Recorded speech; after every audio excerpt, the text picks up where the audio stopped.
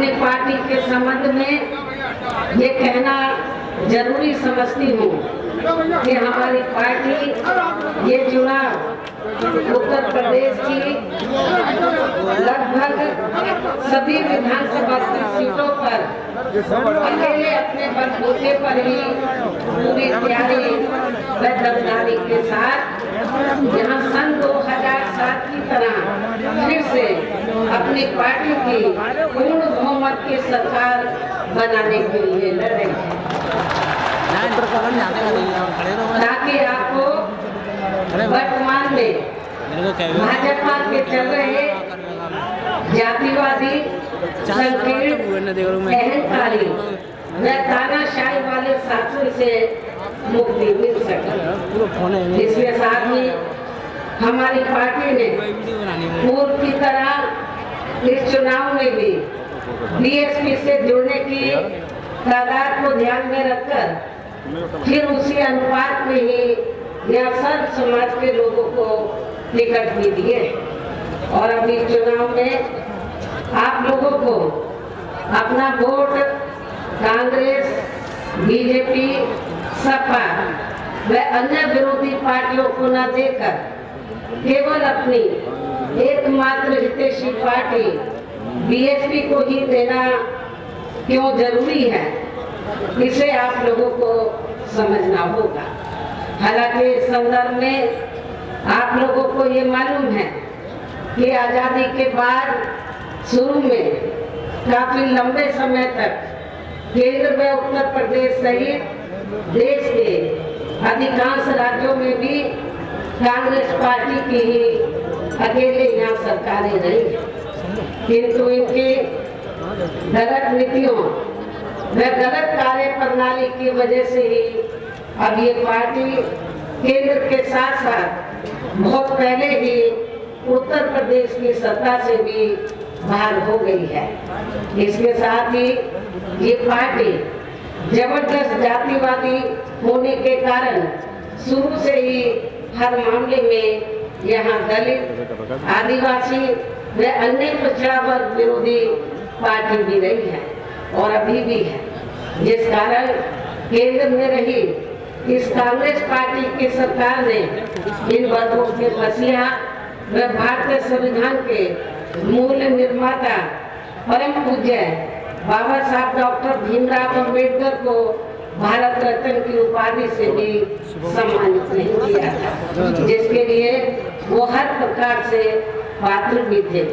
इतना ही नहीं बल्कि इनकी मूवमेंट को आगे बढ़ाने के लिए अपनी पूरी जिंदगी समर्पित करने वाले माननीय श्री कांशीराम जी के देहांत होने पर भी केंद्र में उस समय इसी कांग्रेस पार्टी की रही सरकार ने उनके सम्मान में एक दिन के लिए भी राष्ट्र शोक घोषित नहीं किया था तथा न ही इस पार्टी की रही सरकार ने पिछड़े वर्ग की आरक्षण संबंधी मंडल कमीशन की रिपोर्ट को भी लागू किया था, जिसे फिर बीएसपी ने अपने कड़े संघर्ष अथक प्रयासों से केंद्र में रही श्री बीपी सिंह की सरकार से ही लागू करवाया था।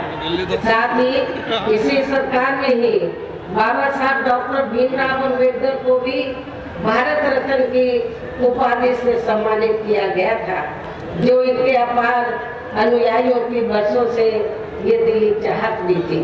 लेकिन अब केंद्र व अधिकांश राज्यों की भी सत्ता से बाहर होने के बाद यही कांग्रेस पार्टी खासकर दलितों, आदिवासियों व अन्य पिछड़े वर्गों के वोटों की खातिर आए दिन किस्म किस्म की नाटकबाजी करती रहती है, जबकि इन वर्गों के मामले में इस पार्टी की सच्चाई तो ये है कि कांग्रेस पार्टी जब सत्ता में होती है और इनके अच्छे दिन होते हैं तो तब इस पार्टी को इन वर्गों का विकास का उत्थान आदि याद नहीं आता है तथा न ही इनको महिलाओं की भी भागीदारी याद आती है।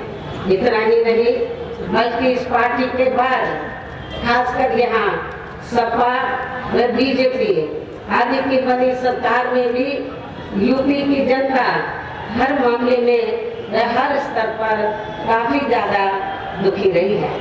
सपा की सरकार में तो अधिकांश यहाँ गुंडों, बदमाशों, माफियाओं व अराजक तत्वों एवं सरेआम लूट खसोट करने वालों का ही राज रहा है, जिसकी खास वजह से ही इस सरकार में आए दिन जहाँ जाति व धर्म के नाम पर तनाव व दंगे आदि ही होते रहे हैं। इस मामले में पश्चिमी यूपी का मुजफ्फरनगर कांड इसका खास उदाहरण है।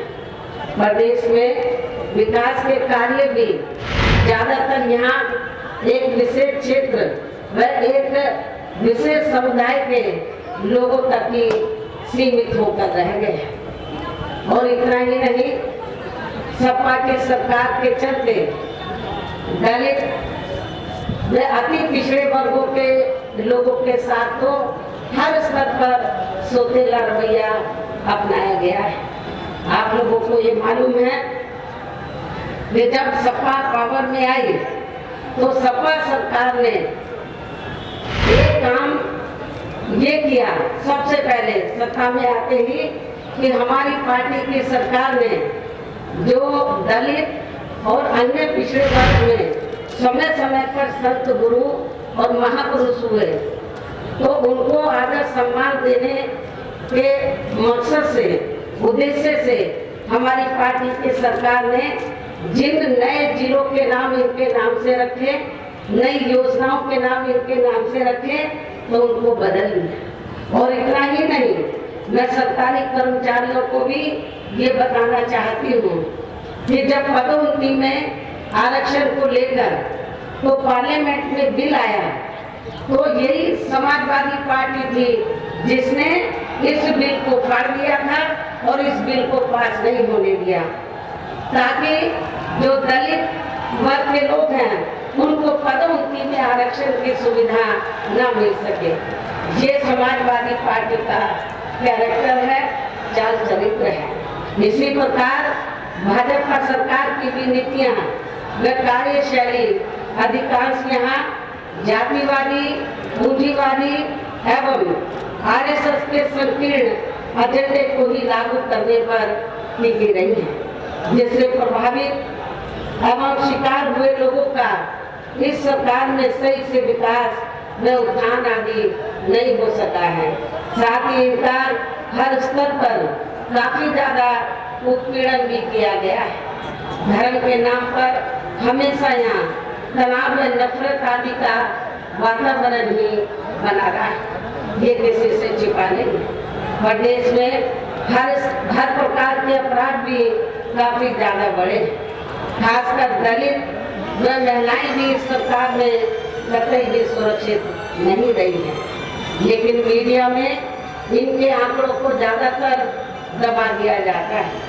आपके आगरा में तो इतना बुरा हाल है दलितों का कि पुलिस के कस्टडी में तो दलित वर्ग के एक नवयुवक को मार दिया जाता है, ये भी किसी से छिपा नहीं। इसके अलावा प्रदेश में गरीबों, मजदूरों, बेरोजगारों व अन्य मेहनतकश लोगों के साथ साथ दलितों, आदिवासियों, अन्य पिछड़े वर्गों, मुस्लिम एवं अन्य धार्मिक अल्पसंख्यक समाज के लोगों के हित व कल्याण के लिए वर्षों से जो भी यहाँ सरकारी योजनाएं चल रही थी तो उनका भी इन्हें इस सरकार में सही से पूरा लाभ नहीं मिल सका है। खासकर दलितों व पिछड़ों को आरक्षण का भी पूरा लाभ नहीं मिल सका है, क्योंकि इन्होंने ज्यादातर सरकारी कार्य प्राइवेट सेक्टर के जरिए ही कराए हैं, जिसमें इनके लिए आरक्षण की कोई भी व्यवस्था नहीं है। सरकारी नौकरियों में भी इनका आरक्षण का कोटा भाजपा सरकार में भी पूरा नहीं किया गया है।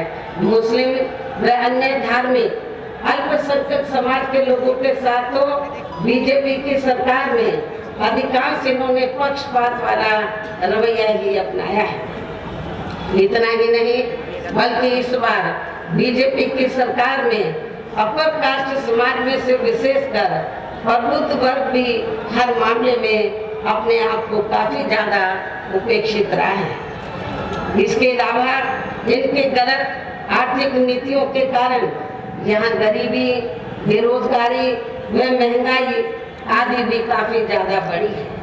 खासकर चुनाव घोषित होने से पहले तो डीजल, पेट्रोल व रसोई गैस आदि की आए दिन बढ़ी कीमतों ने भी जनता की काफी ज्यादा मुश्किलें बढ़ाई हैं और ऐसा लगता है कि चुनाव खत्म होने के बाद उन्हें इनकी कीमतें बढ़ा दी जाएंगी। इसके साथ साथ उत्तर प्रदेश सहित पूरे देश के किसान भी केंद्र सरकार की गलत नीतियों के कारण काफी ज्यादा दुखी व परेशान रहे हैं और अभी भी परेशान हैं।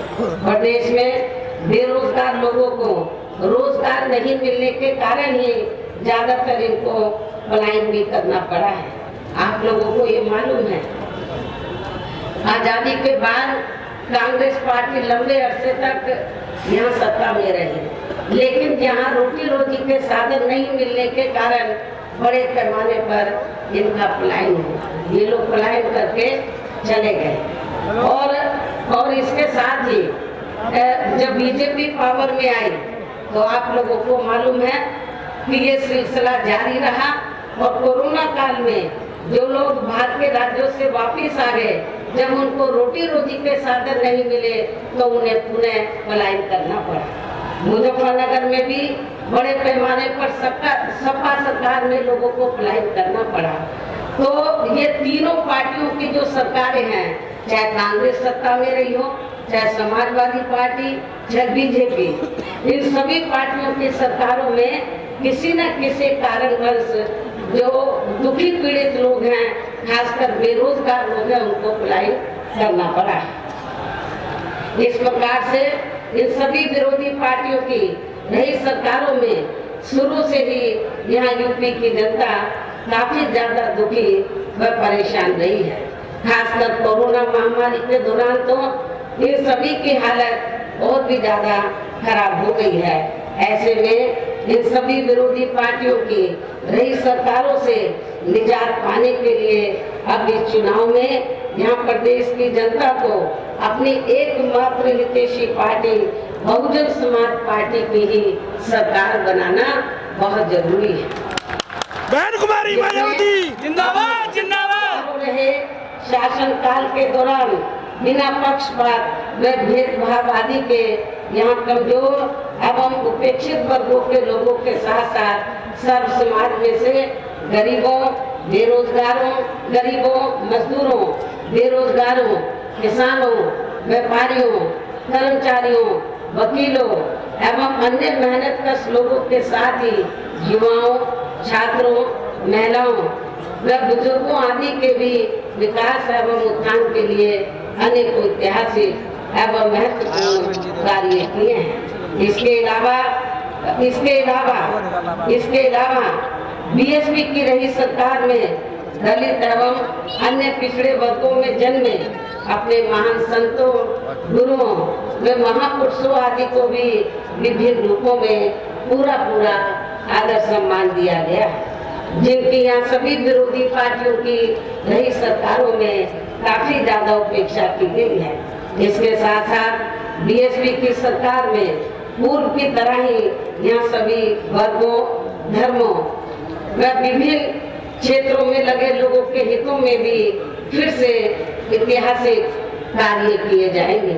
प्रदेश में विशेषकर गरीबी व बेरोजगारी आदि को दूर करने के लिए जरूरी कदम उठाए जाएंगे और ये हमारी सरकार का इस बार भी मुख्य एजेंडा होगा।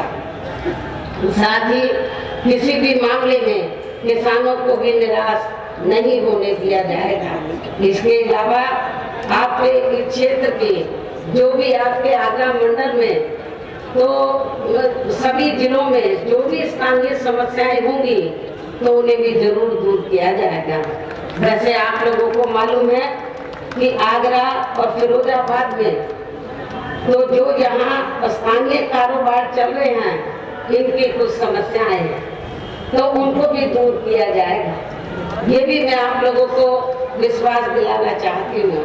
साथ ही केंद्र व यूपी सरकार के भी विवादित, इसके साथ ही केंद्र व यूपी सरकार के भी विवादित नियमों व कानूनों को यहाँ जल्दी से लागू नहीं होने दिया जाएगा।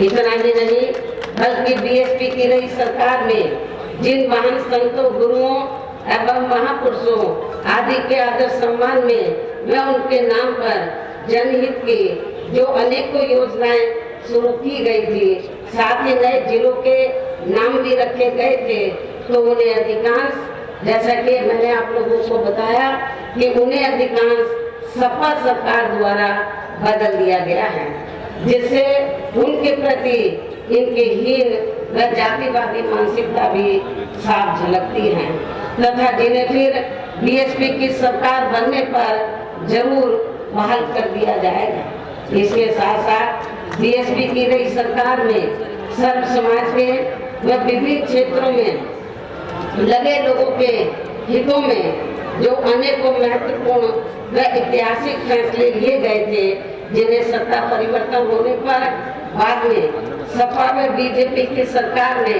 ज्यादातर दरकिनार कर दिया है, तो उन्हें भी फिर से शुरू किया जाएगा। इसके साथ ही बीएसपी की सरकार बनने पर यहाँ बीजेपी व सपा आदि के शासनकाल की तरह कानून व्यवस्था को किसी भी कीमत पर खराब व लचर नहीं होने दिया जाएगा और हर स्तर पर कानून द्वारा कानून का राज कायम किया जाएगा। जाति व धर्म के नाम पर यहाँ लोगों का किसी भी प्रकार से शोषण व उत्पीड़न आदि नहीं होने दिया जाएगा। खासकर कानून व्यवस्था को बेहतरीन बनाने के लिए विशेष अभियान के तहत व दलगत राजनीति से ऊपर उठकर यहाँ गुंडों, बदमाशों, माफियाओं व अन्य आपराधिक एवं अराजक तत्वों को भी जेल की सलाखों में ही भेजा जाएगा, जहां मेरी सरकार में इनकी जेल के बाहर नहीं बल्कि जेल के अंदर ही सही जगह होती है। इतना ही नहीं, बल्कि जाति, धर्म व राजनीतिक द्वेष की भावना के तहत जिन लोगों को खासकर धरना प्रदर्शन आदि के नाम पर जबरदस्ती गलत धाराओं में फंसाकर उन पर अनेकों केस चलाए हुए हैं वर्तमान भाजपा सरकार में, तो उन मामलों की भी सही से जांच करा के उनके केस भी खत्म किए जाएंगे।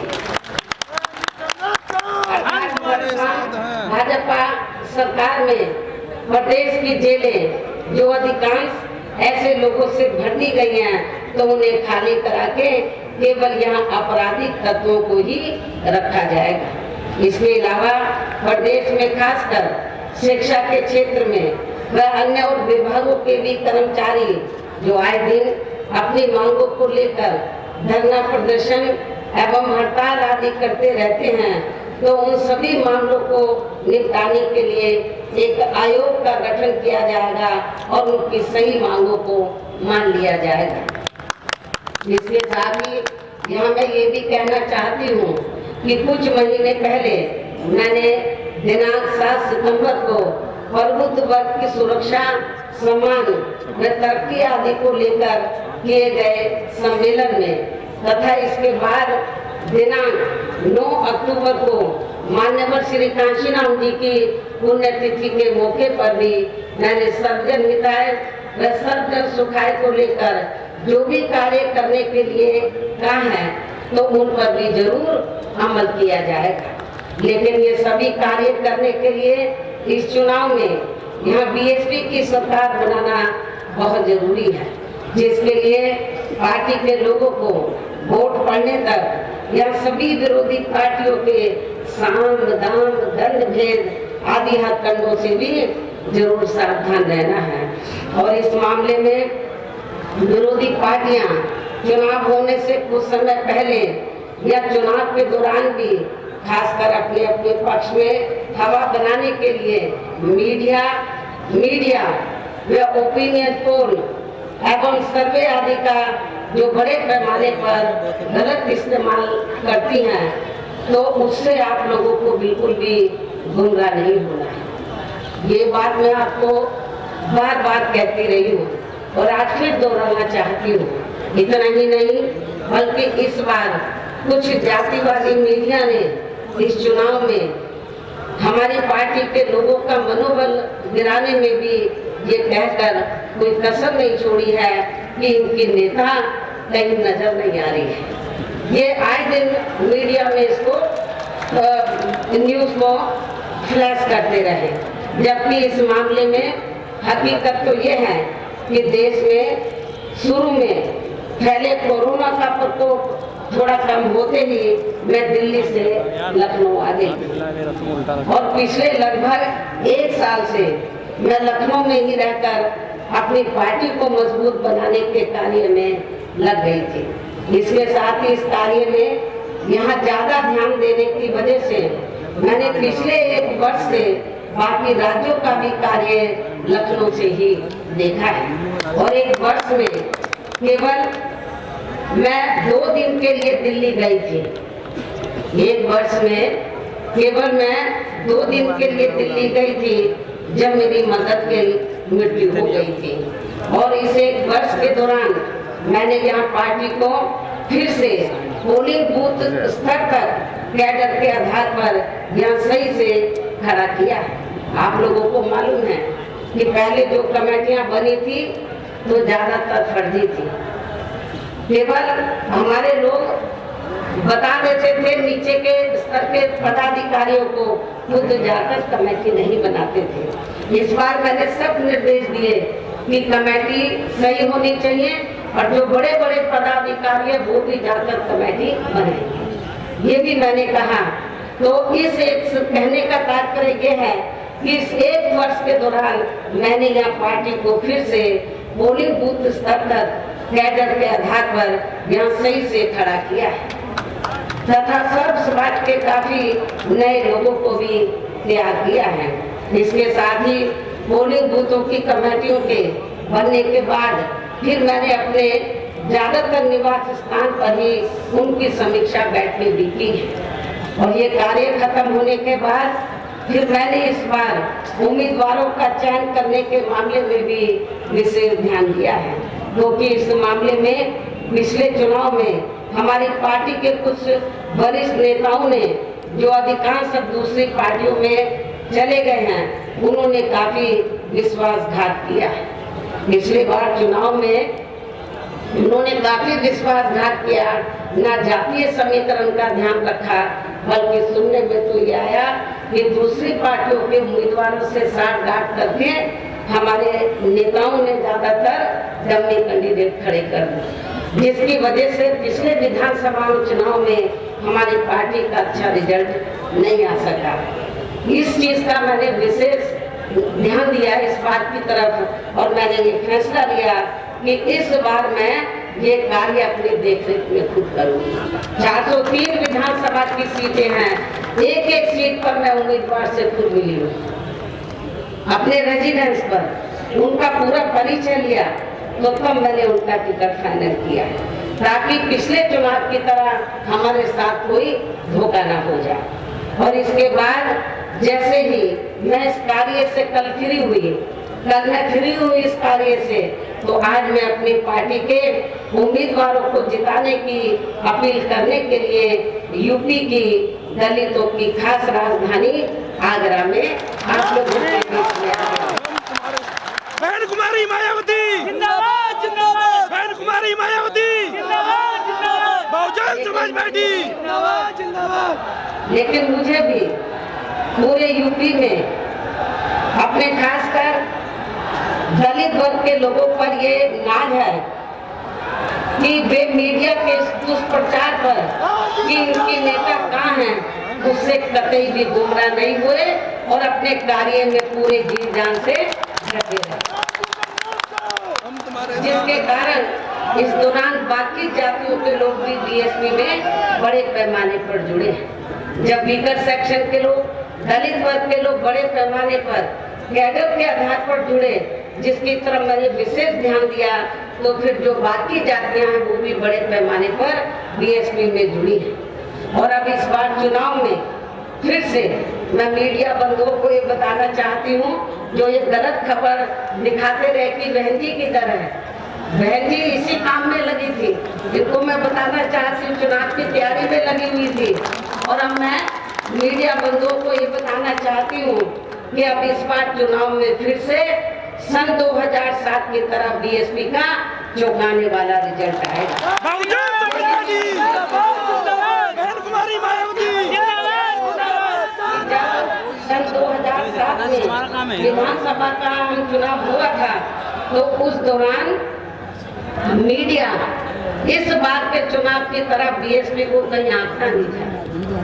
और बीएसपी के बारे में क्या बोलता था, इनका ओपिनियन पोल, सर्वे आदि क्या बोलता था कि बीएसपी तीसरे नंबर पर रही। जब रिजल्ट आया तो बीएसपी नंबर 1 पर आई और एब्सोल्यूट मेजॉरिटी की सरकार बनी। और मुझे तो लग रहा है ऐसा इस बार भी होने वाला है। मीडिया का ओपिनियन पोल, सर्वे आदि धरा का धरा रह जाए। इसके साथ ही मैं आप लोगों को ये भी कहना चाहती हूँ कि आप लोगों को पूर्व की तरह इस चुनाव में भी विरोधी पार्टियों ने विभिन्न रूपों में जो अपने हवाई व प्रलोभन भरे चुनावी घोषणा पत्र आदि जारी किए हैं, जिन्हें सत्ता में आने के बाद ये पार्टियां अधिकांश अमल में नहीं लाती हैं, तो उनके बहकावे में भी आपको कतई नहीं आना। जबकि इस मामले में बीएसपी किसी भी चुनाव में विरोधी पार्टियों की तरह अपना कोई भी चुनावी घोषणा पत्र आदि जारी नहीं करती है, क्योंकि बीएसपी कहने में बहुत कम बल्कि कार्य करके दिखाने में ही ज्यादा विश्वास रखती है। और ऐसा हमने यहाँ यूपी में अपने चारों रही सरकारों के दौरान करके भी दिखाया है। इतना ही नहीं बल्कि हमारी पार्टी के चारों रही सरकारों ने प्रदेश में बिगड़ी हुई कानून व्यवस्था को सुधारने के साथ साथ जो असंख्य के साथ साथ प्रदेश के विकास एवं आम जनहित के लिए जो असंख्य अति महत्वपूर्ण कार्य किए हैं, वो अभी तक यहाँ किसी भी विरोधी पार्टी की सरकार ने नहीं किए हैं। आपको मालूम है कि बीजेपी के लोग कहते रहते हैं हमने गरीबों को इतने मकान दिए हैं, कहीं नजर आ रहे हैं। जब मेरी सरकार थी आपके आगरे में ही बड़े पैमाने पर हमने गरीबों को फ्री मकान बना कर दिए, वो आपको नजर आते हैं। बहन कुमारी मायावती वो आपको बहुत कम ही नजर आएंगे। बल्कि और इतना ही नहीं, तो मैं जैसा कि आपको बताया कि हमारी सरकार ने प्रदेश के विकास एवं आम जनहित के लिए जो असंख्य अति महत्वपूर्ण कार्य किए हैं, वो अभी तक यहाँ किसी भी विरोधी पार्टी की सरकार ने नहीं किए हैं। बल्कि ज्यादातर उन्हीं कार्यों के नाम जो हमारी सरकार ने कार्य किए थे, बल्कि ज्यादातर उन्हीं कार्यों के नाम व स्वरूप आदि बदलकर अब विरोधी पार्टियों की सरकारें उन्हीं को ही भुनाने में लगी है।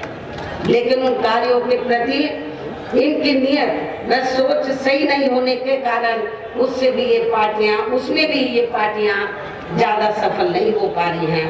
इन्हीं जरूरी बातों के साथ ही हम मेरा यही कहना है कि आप लोगों को इस चुनाव में अपने हित व कल्याण के लिए या फिर से यूपी में बीएसपी की सर्वजन हिताय व सर्वजन सुखाय की नीतियों पर आधारित सरकार बनाना बहुत जरूरी है। बहुजन समाज पार्टी के लोगों को, इसके लिए बीएसपी के लोगों को वोट पड़ने वाले दिन कोरोना नियमों का पालन करते हुए सबसे पहले सुबह उठते ही व समय से अपने अपने पोलिंग बूथों पर अपना वोट डालने के लिए जाना है। वोट वाले दिन याद रखो, बहुजन समाज पार्टी के लोगों, जो बीमार हैं, बुजुर्ग हैं, उनको छोड़कर जो बाकी लोगों को उस दिन आप लोगों को उपवास रखना है। कब तक? जब तक आप लोग अपने अपने पोलिंग बूथों पर वोट डालकर अपने घरों में वापस नहीं आ जाते। और इस मामले में हमारी जो महिलाएं हैं वो भी पीछे नहीं रहेंगी, ये भी मैं बताना चाहती हूँ। तो सुबह उठते ही सबसे पहले अपने अपने पोलिंग बूथों पर आप लोगों को वोट डालने के लिए जरूर जाना है। चले चला चला सरकार बनाए। कि पार्टी ने या आपके क्षेत्र में, आपके आगरा मंडल में जिन भी विधानसभा की सीटों पर अपने उम्मीदवारों को चुनाव के मैदान में उतारा है, जो यहाँ आपके बीच में मौजूद भी है। हमारे आगरा मंडल के जो प्रत्याशी हैं, तो जहाँ जहाँ से भी वो चुनाव लड़े हैं, तो जिनको हमने चुनाव के मैदान में उतारा है, ये आपके सामने जो स्टेज बना है, आपके बीच में जहाँ खड़े हुए हैं और आप लोगों से वोट की अपील कर रहे हैं। और बीएसपी के जो ये उम्मीदवार हैं, तो उनको जिताने के लिए आप लोगों से अपील कर रहे हैं, जो यहाँ आपके बीच में मौजूद हैं। तो उन्हें आप लोगों को वोट वाले दिन अपने पार्टी के हाथी चुनाव चिन्ह के सामने वाले बटन को दबा के जरूर जिताना। चले चलो सरकार बनाए। हाथी वाला बटन दबाएं। चले चलो सरकार बनाए। हाथी वाला बटन दबाएं। आप लोगों को अपनी विशाल आबादी को ध्यान में रखकर, आपका वोट बहुत ज्यादा है, आप लोगों को हाथी चुनाव चिन्ह के सामने वाले बटन को दबाकर इनको जरूर कामयाब बनाना। अपनी पार्टी के लोगों को, जो जिम्मेवार लोग हैं, उनको ये बताना है, क्षेत्र इस मंडल के लोगों को, कि बीएसपी ने अपनी सरकार के दौरान जो कार्य किए हैं, मेरे ख्याल आजादी के बाद किसी भी पार्टी की सरकार ने उतने कार्य नहीं किए हैं। चाहे डेवलपमेंट का मामला है, चाहे लॉ एंड ऑर्डर का मामला है। और इतना ही नहीं, जिन हमारे संतों, गुरुओं और महापुरुषों को वर्षों से आदर सम्मान नहीं मिला था, उन्हें भी हमारी पार्टी की सरकार ने पूरा आदर सम्मान दिया। और जब आप लोग लखनऊ जाते हैं, पहले का लखनऊ आप लोगों ने देखा होगा और मेरे सत्ता में आने के बाद का लखनऊ देखा होगा। लोग बाहर के राज्यों से आते हैं, विदेशों से आते हैं, कहते हैं कि ये तो लखनऊ की तस्वीर बदल गई, लखनऊ की तस्वीर बदल गई। और इतना ही नहीं, आपके आगरा मंडल में भी मैंने काफी काम किया। लोग कहते हैं कि मथुरा धार्मिक स्थल है, मथुरा जिला में मंदिर हैं, मस्जिद हैं, गुरुद्वारे हैं, बौद्ध विहार है, सब हैं, लेकिन उस धार्मिक स्थल को, उस जिले में विभिन्न धर्मों को मानने वाले लोग रहते हैं, विभिन्न धर्मों के, लेकिन उस जिले का जो थोड़ा घना विकास हुआ मेरी सरकार में हुआ, उसके बाद मथुरा जिले का कोई विकास नहीं हुआ। ये भी मैं मथुरा के लोगों को बताना चाहती हूँ। केवल मीडिया में हवाई बातें करते रहते हैं और लोगों को धर्म की आड़ में उनके जो भावनाएं हैं, तो उनकी भावनाओं की आड़ में तो लोगों का वोट लेने का प्रयास करते हैं, लेकिन हकीकत में जमीनी तौर पर वहाँ पर कोई विकास का काम वर्तमान भारतीय जनता पार्टी की सरकार में नहीं हुआ है। यही सपा सरकार का हाल था। और बीजेपी को कुछ नहीं करना है, ज्यादातर वो मीडिया में घूमते रहते हैं। विकास के कार्य आप लोगों ने देखे हैं, कहीं आपको विकास नजर आया? आप लोगों का अपना पूरे 5 साल के अंदर कोई आपका विकास नहीं है। आप लोगों के साथ जुल्म जाती हुई है। विकास किनका हुआ है? जो बड़े बड़े पूंजीपति हैं, जो बड़े बड़े धन्ना सेठ हैं, जो आरएसएस के लोग हैं, उनका विकास हुआ है, आप लोगों का विकास नहीं हुआ है। यदि आप लोग चाहते हैं कि आप लोगों का विकास हो, सर्व समाज का विकास हो, तो आप सभी धर्मों के लोगों का विकास हो, सभी जाति के लोगों का विकास हो, तो फिर आप लोगों को बहुजन समाज पार्टी के आगरा मंडल से जो हमने अपने प्रत्याशी चुनाव के मैदान में उतारे हैं, तो उन्हें अब आप लोगों को वोट वाले दिन अपनी पार्टी के हाथी चुनाव चिन्ह के सामने वाले बटन को दबा के जरूर जिताना है। बहुजन समाज पार्टी जिंदाबाद जिंदाबाद। बहन कुमारी मायावती जिंदाबाद जिंदाबाद। मोहम्मद की सरकार जरूर बनाना है, तभी फिर प्रदेश में यहाँ अमन चैन कायम होने के साथ साथ सभी धर्मों व वर्गों के लोगों का भी सही से विकास व उत्थान आदि हो सकता है।